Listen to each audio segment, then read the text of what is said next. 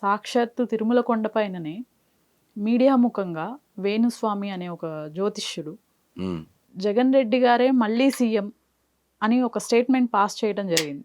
దీన్ని ఎలా చూసుకోవచ్చు? ఓకే, ఆయన ఫేమస్ పర్సనాలిటీస్ పైన జ్యోతిష్యం అని చెప్పి చాలా పాపులర్ అవ్వటం జరిగింది.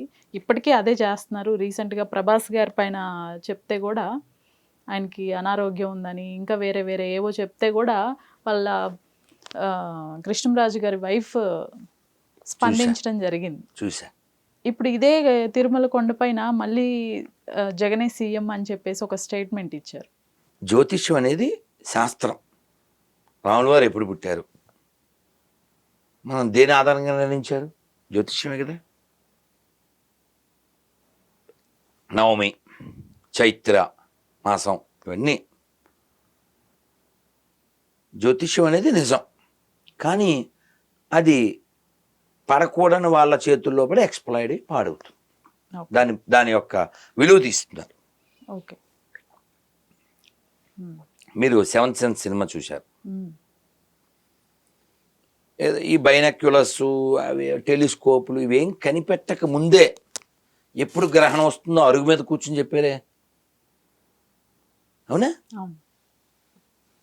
మన దగ్గర సెన్స్ ఉంది, సైన్స్ ఉంది. కానీ రాను రాను రాజుగారి గురం ఏదో అయిందని, అదే ఇందాక అనుకున్నట్టు అలాంటి వాళ్ళు పెరగడం వలన వీళ్ళు ఈ విద్యని దుర్వినియోగం చేయడం వలన అది వాళ్ళ వ్యక్తిగత ఫేమ్ నేమ్ కోసం. కానీ ఆలోచించండి, చరిత్రలో ఎవరు త్యాగం చేశారో, ఎవరు వైరాగ్యం కలిగి ఉన్నారో, ఎవరు భక్తి కలిగి ఉన్నారో వాళ్ళే ఉన్నారు. దోచుకున్న వాళ్ళు అప్పుడు కొంత అలా పైకి రావచ్చు, తర్వాత పైకి పోవచ్చు. దుర్యోధనుడు రాజు, రారాజు, తర్వాత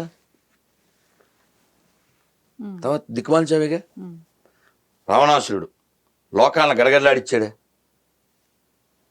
ఏంటి, నవగ్రహాలని, అష్టదిక్పాలకుల్ని అందరిని ఏడిపించాడే.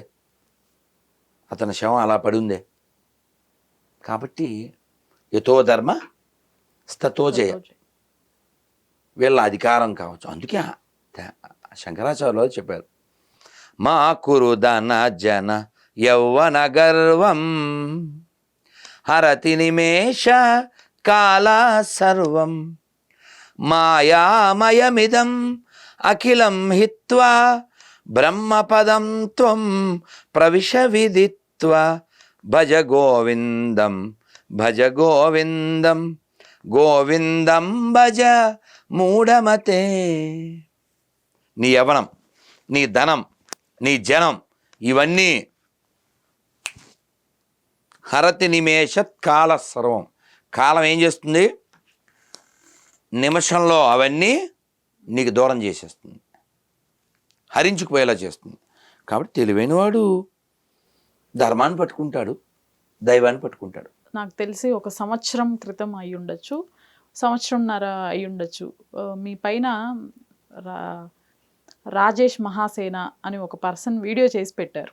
ఆ 2 ఏళ్ళు అప్పుడమ్మా మన మన రామానుజాచార్యులు వారు అక్కడ సహస్రాబ్ది అయింది కదా, అక్కడ రామానుజ వారి విగ్రహ ప్రతిష్ఠ అయింది కదా. 1-2 వీడియోలు చేశారు.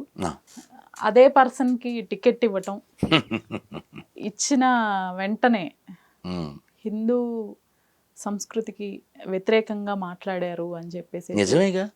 అతను చాలా ఇతను ఒకడే కాదు. ఓకే, ఇక్కడ అతని పేరు ఏంటి, కంచైలి అంటారా,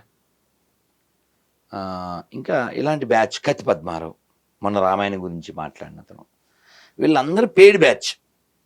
వీళ్ళందరూ ఫైనాన్స్డ్ బై దిస్ గొర్రె జాతి. వీళ్ళందరికీ ఫండ్ చేస్తుంటారు. కాబట్టి వీళ్ళు అదేమిటంటారంటే, కప్పకి ఎప్పుడో రూపాయి దొరికిందంటమ్మా. చిన్న కథ చెప్పారు ఇప్పుడు లాంగ్ ఎగో. కప్ప ఎప్పుడో ఎగురుతుంటే రూపాయి కనబడిందంట, అది దాని మీద కూర్చుంది.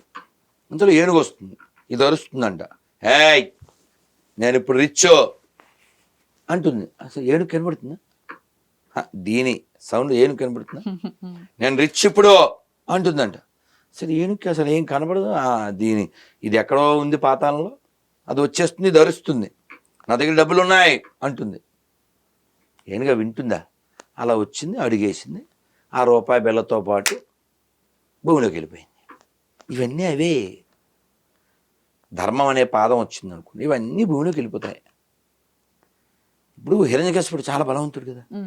ఎంత బలవంతుడు? చాలా. పురాణాల్లో చెప్పారు. ఈ రావణాసురుడు ఇది చెప్తే మీకు అర్థమవుతుందని చెప్తున్నా. మొన్నే మేము బెమ్మెర అంటే పోతన గారు పుట్టిన ఊరు వెళ్ళాం, జస్ట్ 3 రోజుల క్రితం. ఆయన తెలుగులో మంచి పద్యం ఉందిగా, ఎక్కడ్రా నీ హరి అనగానే, ఇందుగలడందులేడని సందేహము వలదు, చక్రి సర్వోపగతుండు, ఎందెందు వెదకిన అందందే గలడు, దానవాగ్రని వింటే. ఉన్నాడా? తథాడా అని ఆయన గద తీసి స్తంభాన్ని కొట్టాడు. అంటే అంత గొప్ప పెద్ద నరసింహస్వామి అక్కడ రావడానికి కారణం ఇంత చిన్నపిల్లోడు, అంటే భక్తి. కాబట్టి ఇంత తిరుమల ఈ వైభవం కేవలం భక్తుల వలన వచ్చింది, కానీ ప్రభుత్వాల వలన కాదుగా. తిరుమల అంటే ఓ తిరుమల నంబి, తిరుమల అంటే ఓ హాదిరాం బావాజీ, తిరుమల అంటే ఓ ఆకాశరాజు, ఓ అన్నమయ్య, ఓ వాదిరాజు, ఓ మధ్వాచార్యులు వారు, ఓ శంకరాచార్యులు వారు, ఓ త్యాగరాజస్వామి వారు. త్యాగరాజస్వామి వారు వెళ్ళారు గట్టిగా 100-150 ఏళ్ళ క్రితం. తెర తీయరా తిరుపతి దేవరా, తెర తీయరా మాలోన మత్సరమనే, తెర తీయరా. అలాంటి భక్తుల వలన కానీ తిరుమల వైభవం ఈవోల వలన, లేకపోతే చైర్మన్ల వలన, సీఎంల వలన కాదు. అయితే కొందరు చైర్మన్లు, కొందరు సీఎంలు, కొందరు ఈవోలు తిరుమలకు బోడి సేవ చేశారు. నాహంకర్త హరిహికర్త ఆ పుస్తకం చదవండి. పివిఆర్కే ప్రసాద్ గారు అద్భుతం. స్వామివారి లీలలు ఎన్ని జరిగినాయో ఆయన అనుభవించి అవన్నీ లిఖించారు. అలా తిరుమల స్వామివారి సేవ దొరకడం భాగ్యం. కానీ ఈ దౌర్భాగ్యులు అదేదో వాళ్ళ హక్కుగా వాళ్ళ ఇష్టం వచ్చినట్టు నాశనం చేయడానికి దాన్ని వాడుతున్నారు. మీరు చూడండి, ఎక్కడన్నా తిరుమలలో మంచి మాటలు ఏం రాసి ఉండవు. ఓ అన్నమయ్య కీర్తన కానీ, లేదంటే ఒక మంచి సూక్తి కానీ ఏం ఉండవు. ఉన్నవి కూడా ఆ మధ్య నేను బండి మీద వెళ్తూ చూశాను, ఆర్చి ఒకటి పీకేశారు. ఒకటి మంచి మాట ఉండేది ఆ ఆర్చి మీద, పాతది తీసేశారు. తిరుమల సొమ్ము కావాలి, తిరుమల మీద పెత్తనం కావాలి, తిరుమల దేవుడు అక్కర్లేదు. అలాగే మిగిలిన దేవాలయాల విషయంలో కూడా సర్టిఫికేట్లు ఎందుకు కావాలి, హిందూ దేవుళ్ళ పేర్లు కావాలి, హిందూ ఆచారాలు కావాలి. మేము హిందువులు కాదు. మళ్ళీ మీరు ఇన్ని చెప్తున్నారు, ఇప్పుడు ఎన్నికల కోడ్ కూడా ఈ మంత్లో రిలీజ్ చేస్తున్నారు అని చెప్పేసి వింటున్నాము. మళ్ళీ సేమ్ సీఎం గారు జగన్ గారే అయితే ఏంటి పరిస్థితి? అమ్మా గుర్తుపెట్టుకో, కాలం అందరికీ ఛాన్స్ ఇస్తుంది. అమ్మ మీకు శ్లోకం చెప్పాను, పద్యం చెప్పాను, మహాభారతం చెప్పాను కాదు గురుగారు, మరి హిందువులు ఓట్లన్నీ కదా పడతాయి. మీకు అదే చెప్తున్నా. హిరణ్యకశిపుడు చనిపోవడానికి ప్రహ్లాదుడు కారణం. ఎలా? ఆయన పిలిస్తే నరసింహస్వామి వచ్చాడు కాబట్టి. కానీ హిరణ్యకశిపుడు చనిపోవడానికి కారణం ప్రహ్లాదుడా, హిరణ్యకశిపుడు పొగరా? హిరణ్యకశిపుడు పొగరు. అలాగా మనలో ఒక ప్రహ్లాదుడు ఉంటే నరసింహస్వామి వచ్చి దాన్ని మనం రక్షిస్తాడు కదా. హిరణ్యకశిపులో ఉంటే నరసింహస్వామి రావుడు. అర్థమైందమ్మా? కాబట్టి ఎప్పుడైనా మనం చిన్నప్పుడు చదువుకోలే, బలవంతుడు నాకేమని పలువురతో నిగ్రహించి పలుకుట మేలా, బలవంతమైన సర్పము చలిచీమల చేత చిక్కి చావదే సుమతి. కాబట్టి పెద్ద విషయం ఏం కాదు. కాలం అందరినీ సెట్ చేస్తుందమ్మా, అన్నీ సెట్ చేస్తుంది. కాబట్టి అధికారం, లేకపోతే ధనము, పేరు, ఇవన్నీ తాత్కాలికం. ధర్మం శాశ్వతం. కారే రాజులు గర్వోన్నతిని పొందరే, వారేరి సిరిని మూట కట్టుకుని పోజాలిరే. ఏరి వీళ్ళంతా. కాబట్టి ఈ కాలంలో ఇవన్నీ వస్తుంటాయి, పోతూ ఉంటాయి. వీళ్ళు కొంత నాశనం చేయగలుగుతారు, తర్వాత వాళ్ళు నాశనం అయిపోతారు. చరిత్ర చూడండి. కేవలం నాశనం వరకేనా, ఆ అభివృద్ధి ఏమీ జరగలేదంటారా? వైజాగ్ ఫ్లోటింగ్ బ్రిడ్జ్ అనుకోండి. ఇప్పుడు ఏదన్నా సరదా కోసం చేసిన వాటికి అభివృద్ధి అలాంటి పేర్లు అంటే సింక్ అవ్వలేదు. అందుకని విన్నారా అవి అసలు దాని గురించి? చూసాం, వీడియోలో Okay. వస్తాయి కదమ్మా. ఓకే. అభివృద్ధి అంటే అందరికీ అన్నం దొరకడం. ఫ్రీ పథకాలని చాలా మీ ప్రవేశపెట్టారు ఫ్యాక్టరీలోవా? కదా. మ్మ్. మీ ఇంట్లోవా? మీ ఇంట్లోవా? ఏ రాజకీయ నాయకుడు వచ్చినా వాళ్ళ ఇంట్లో బెటర్ కదా.